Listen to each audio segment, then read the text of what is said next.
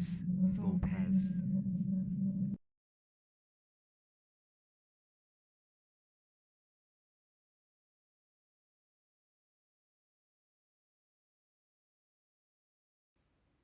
Welcome to Ludus Vulpes. My name's Kirsty. And I'm Phil. We have just been on a beautiful autumnal walk, and it inspired me to show you lovely people the setup and give you our initial thoughts of Cascadia. The board game.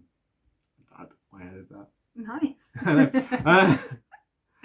In Cascadia, you are building wildlife habitats in the Cascadia region of North America. You are finding elks and salmon in the middle of prairie lands. And I will talk about salmon in prairie lands later because it's weird. I'm just saying, it's odd. Okay. Grass salmon, I don't remember. They just like flop like that on the grass. It's not a good look for salmon. We'll talk about that later. Yeah, in this game, there's beautiful artwork, and we will be showing you how to set the game up very quickly. And then we'll be taking you through our initial thoughts and what we think of the game of Cascadia. So, let's set up. Down on the table.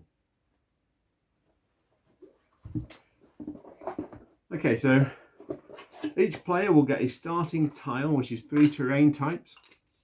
They'll be shuffled and then placed in each player's starting area. I'm going to move a little bit closer to me. I think I'm going to even move Kirsty's a little bit closer to her. And we also then draw from a deck of cards one of each animal. So we're actually going to set up with just the A's, but what you can do is you can set these up so that you're playing with any random card for the salmon, random card for the elk, random card for the grizzly bear, random card for the red fox, and random card for the red-tailed hawk. However, don't say random card as often as I do because it's just a tongue twister after a while. So these are the A cards, and these are the ones we are going to set up for this game. Make sure that all the players on the can see them, and that just allows players to know one of the game's scoring mechanisms. We're also going to put the nature tokens, which will be used throughout the game, and they give little benefits. Because we're setting up a 2-player game, we're going to do 2 little piles, 1 for each player, apparently. Little score pad. That's nice to keep around so you can see what's going to be scoring. And we've also got the wildlife tiles, which we'll be drawing some of those in a moment. Now, we've also got habitat tiles, and we've got those in abundance. And they look a little bit like this. I've managed to get one out of the box, which I think is a wonderful achievement. This might take some time if you're going to individually bring them out of the box like this. So here we go. Here are some habitat tiles. Now, depending on player count, depends on how many of these habitat tiles you're going to be using during your game. They are both one of the scoring mechanisms, but they are also the timing mechanism for the game. And you are going to take, there are 83 tiles there, and you are going to take 20 tiles per player and add 3 to it. So for a 2-player game, we're going to have 43 tiles. So randomly shuffle 1, them 2, 3, 4, 5. 1, 2, 3, 4, 5. That's a stack of 10 there. 1, 2, 3, 4, 5, 6, 7, 8, 9. Oh, one off. 10. This is why I do them in little groupings of 5.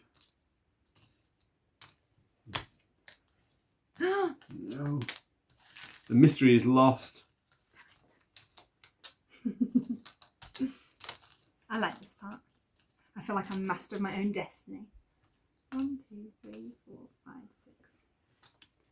6, 7, 8. So I've got 10, 9, 20, 30 here. 10. So I only need one of those. Oh, but I chose these ones. Okay. I'll get rid of that one. But I'm going to have 3 from that. Okay. Do you want to sort those into piles for me?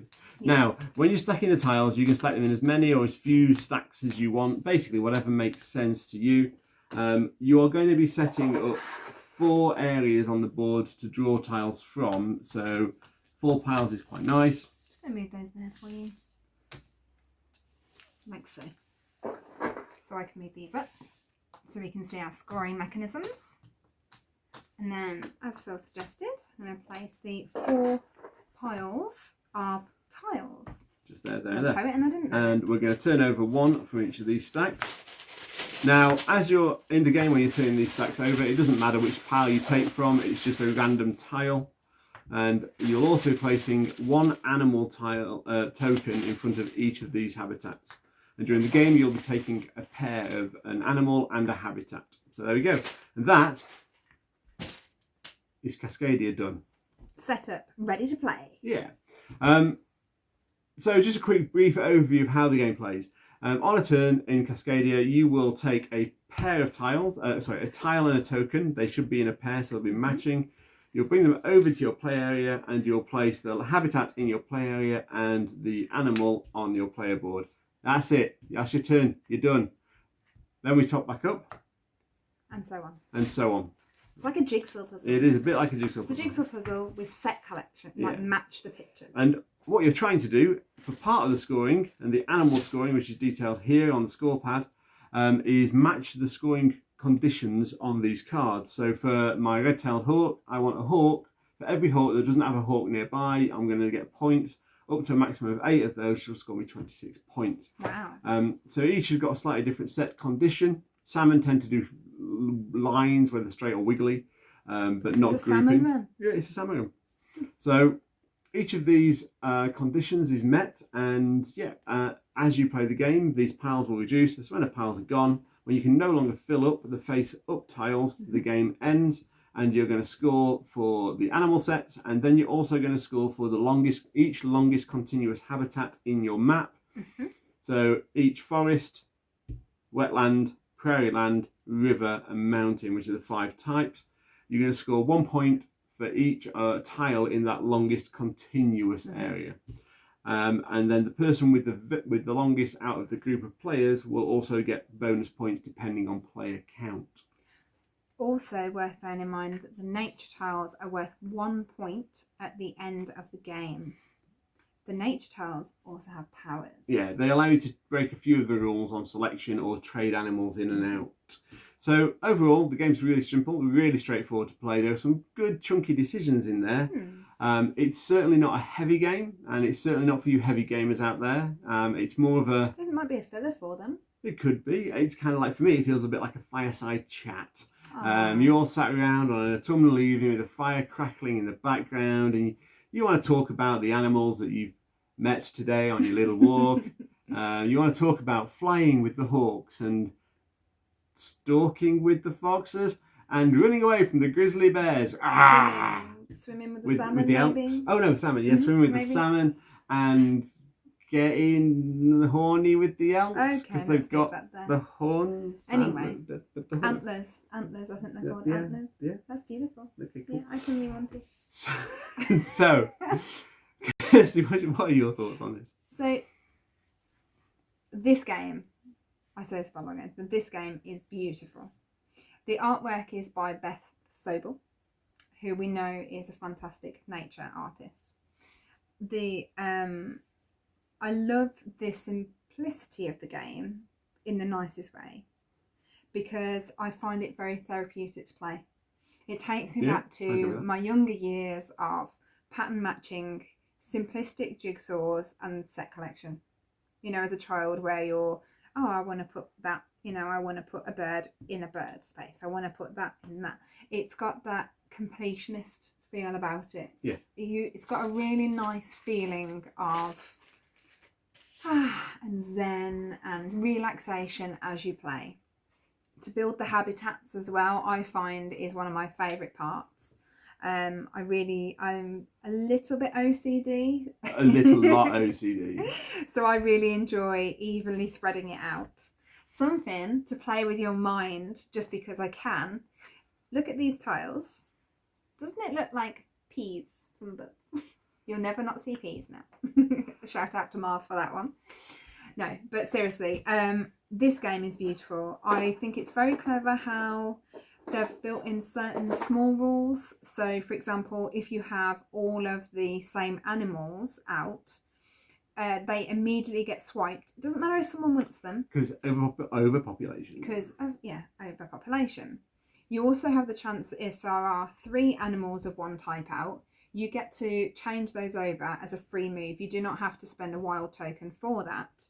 because it's almost overpopulation and you're trying to Balance. save. Yeah, and bring balance back to the world. I think it's another thing, get my words out. Good wording. Another thing that I really enjoy about this game is the fact that it's family friendly or new gamers friendly. It's a really good introductory game.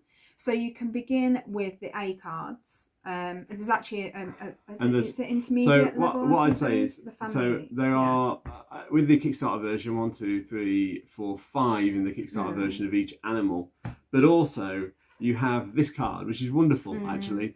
And it gives you the family variant, which simplifies the scoring. It gives you an intermediate variant, which adds a little bit more complexity to the scoring. And then finally, you can move on to these cards. And they add a huge amount of variety to the game and how you're going to score the game and what you're going to focus on your play area. And it's a really nice way. Like, let's not beat about the bush. Even with these cards out, this is not a complicated game. It's light, it's fluffy, it's quite friendly. This is fluffy, particularly the fox and the bear.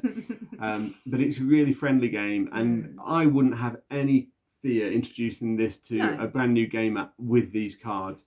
But if you want to, there is the simplified version. Like for children, people who are getting used to the point I'm trying to make is that it is a very straightforward game, even with those cards. Yes.